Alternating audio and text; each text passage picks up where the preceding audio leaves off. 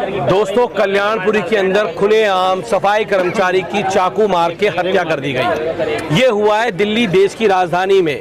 आप सोचो, एक सफाई कर्मचारी जो अपने घर से सुबह उठता है 5 बजे आपके घर की गंदगी साफ करने के लिए, आपका कूड़ा उठाने के लिए, वो शौक में काम नहीं कर रहा, उस पर मजबूरी है, उसे दूसरा काम नहीं मिलता है, तो इसलिए वो कर रहा है। उसको आज यहाँ चाकू मार के उसकी हत्या कर दी गई है। और दिल्ली में जब से सरकार बीजेपी की आई, जब से खुलेआम दिल्ली में हत्याएं हो रही हैं, मर्डर हो रहे हैं, ना पुलिस कमिश्नर को चिंता है, ना मुख्यमंत्री को चिंता है, ना लेफ्टिनेंट गवर्नर को चिंता है। हम ये मांग करते हैं कि उस परिवार को, क्या नाम था उसका, अनिल को, परिवार को, जो दलित समाज से आता है, उसके परिवार को सरकार मुआवजा देने का काम करे, सरकारी नौकरी देने का काम करे, और उस व्यक्ति का जिसने उसके चाकू मार के उसकी हत्या करी है उसको तुरंत प्रभाव में एनकाउंटर करने का काम सरकार करने का काम करे।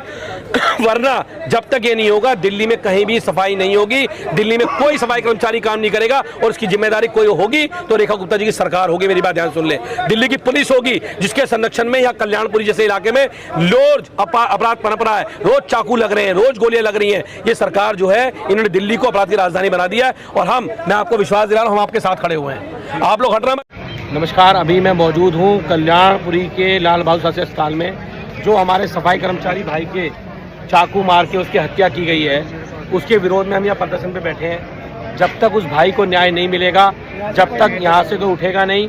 और मैं दिल्ली के सभी सफाई कर्मचारी यूनियन से कहता हूँ, आप तुरंत भाव में दिल्ली में सफाई काम को बंद करने की कॉल दो, और इसकी जिम्मेदार अगर कोई होगा तो रेखा गुप्ता सरकार होगी, जो अभी तक भी उनका कोई प्रतिनिधि उस परिवार से बात करने के लिए यहाँ नहीं पहुँचा है। हम सब यहाँ बैठे हैं, बैठोगे भाई? बैठोगे?